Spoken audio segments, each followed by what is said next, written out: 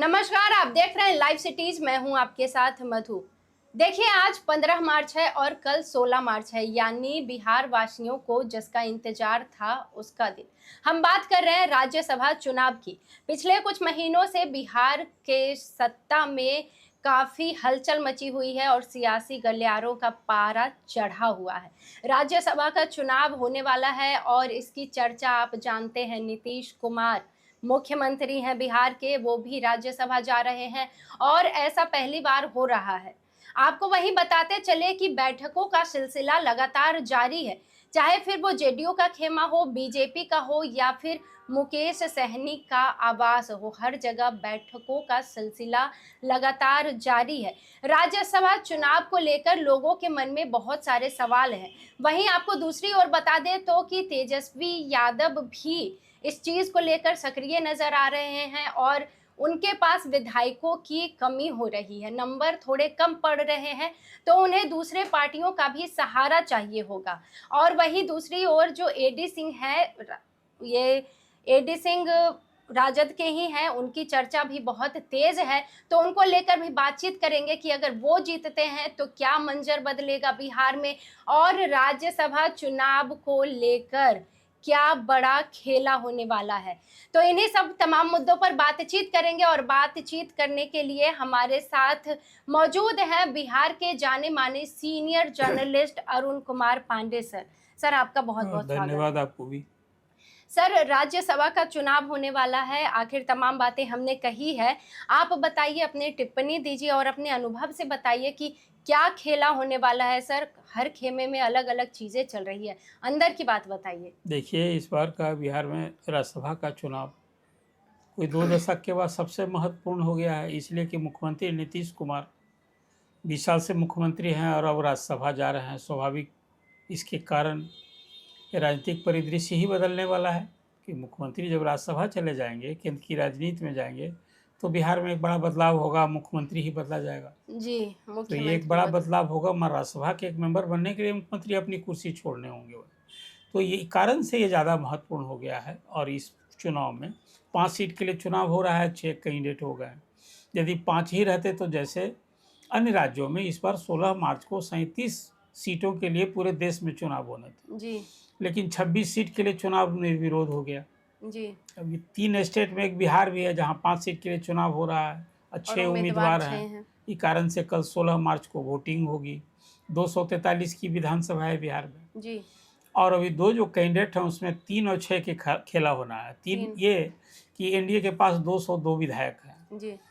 और 5 कैंडिडेट हो गया है, तो स्वाभाविक सबको प्रथम वरीयता का 41 वोट चाहिए, तो एनडीए के पास 38 वोट ही पड़ता है 5वां कैंडिडेट के लिए, मैंने 3 वोट और उसको जुगाड़ करना है। और उसी तरह से महागठबंधन के पास उसी तरह से उसके पास 6 विधायक की दरकार है जी। इसलिए कि महागठबंधन में जो पार्टियां हैं उसमें 35 ही विधायक हैं। तो एआईएम के 5 और एक बसपा का, ये तो अभी महागठबंधन में है नहीं, तो इसलिए मैंने कहा कि ये 3 और 6 का खेला हो रहा है।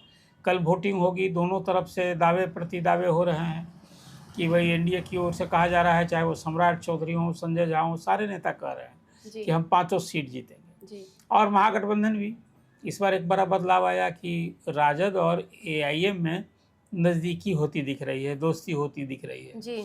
यदि एआईएम इस चुनाव में खुलकर साथ दे दिया, जो बातें हो रही है, जिस तरह से राजद ने बात की है, या फिर बसपा का भी समर्थन मिलता है, तब तो फिर महागठबंधन के लिए ये चुनाव एक बड़ी जीत इस अर्थ में होगी कि राजद को 2 एमपी रिटायर हो रहे हैं, तो 2 में 1 की सीट बच जाएगी, ये बड़ी सफलता होगी।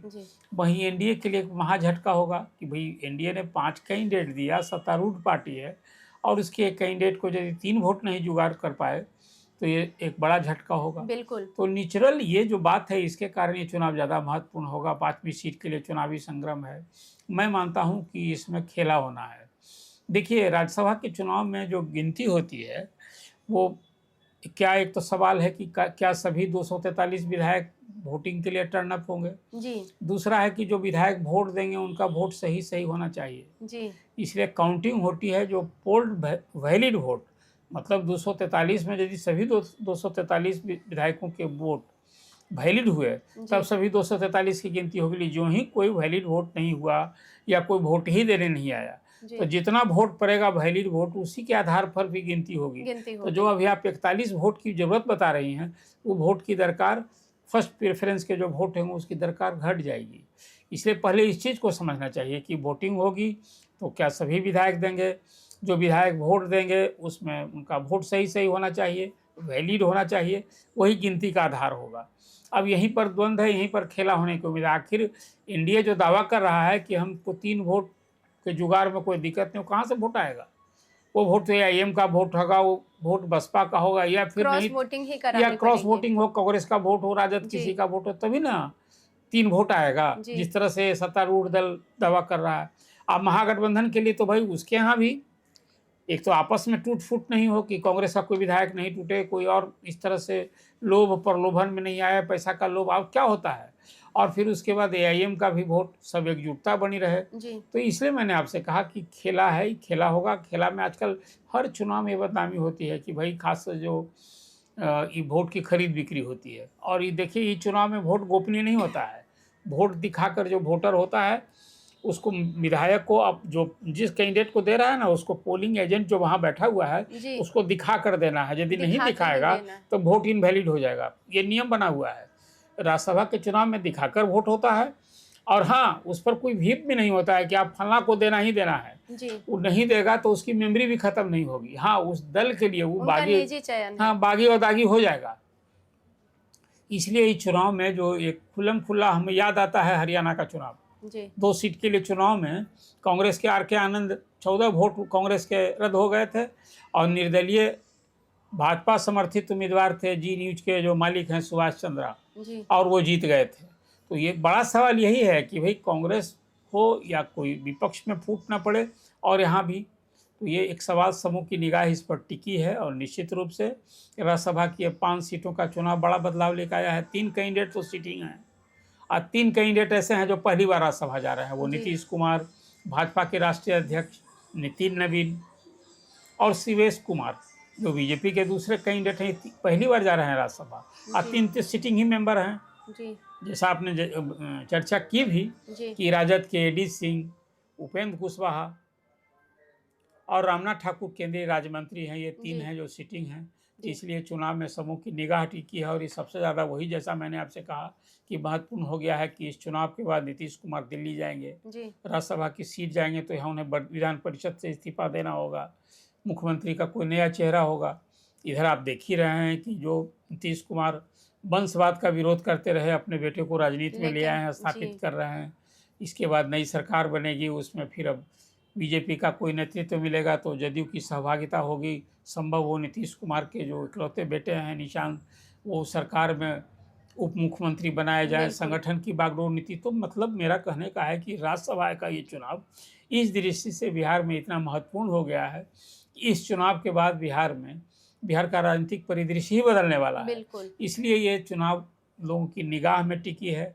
एक तो ये कि एनडीए ने सभी 5 सीट की दावेदारी कर दी है, 3 वोट कम है तब भी और एनडीए महागठबंधन के पास, जिसको राजद के पास वोट कम भी थे, जो उनके फोल्ड में नहीं था महागठबंधन का, तो एआईएम पहली बार यदि राजद के साथ जाता है तो ये आने वाले दिन में मुस्लिम पॉलिटिक्स के हिसाब से एक बड़ी बात होगी। इसलिए चुनाव सभी दृष्टि से महत्वपूर्ण हो गया है। सर, एडी सिंह की चर्चा काफ़ी तेज है। अगर वो जीतते हैं तो बिहार की राजनीति में और ये दृश्य कैसे बदलेगा, इसके बाद क्या होगा? देखिए, मैंने ऐसे आपसे ये चर्चा की कि राजद के कैंडिडेट को यदि जीत इस महागठबंधन के कैंडिडेट को बाय डिंट ऑफ एआईएम के सपोर्ट के या बसपा के सपोर्ट से हो जाता है तो पहला झटका लगेगा एनडीए को। क्या कि एनडीए में जो 5वां कैंडिडेट है, चाहे वो उपेंद्र कुशवाहा होंगे कि शिवेश कुमार होंगे, यदि एडी सिंह का मुकाबला उन्हीं से होना है तो वो यदि चुनाव नहीं निकाल पाए तो एनडीए के लिए बड़ा झटका होगा। और ख़ास करके फिर किस बूते, इसके कारण अब नीतीश कुमार का नेतृत्व बदलना है, वो जा रहे हैं। नीतीश कुमार का, नितिन नवीन का, रामनाथ ठाकुर का ये जीत में तो कहीं कोई संदेह नहीं है, या फिर 4 कैंडिडेट में उनके पास पर्याप्त वोट है, लेकिन पांचवा कैंडिडेट जो आप सवाल कर रही हैं, इसका एक हो कि आने वाले जिनमें मुस्लिम राजनीति में, खासकर मुस्लिम वोट में जो बिखराव शुरू हो गया था, इसलिए कि सीमांचल में राजद के ही विरोध में, सच पूछे वहाँ एआईएम ने 5 सीट जीती है, तो मुस्लिम वोट पर अब एआईएम का भी प्रभाव है, ये दिखा दिया है। तो मुस्लिम वोट का फिर एक नए सिरे से ध्रुवीकरण होगा, जब एआईएम और राजद साथ हो जाएगा, ये एक बड़ा बदलाव होगा।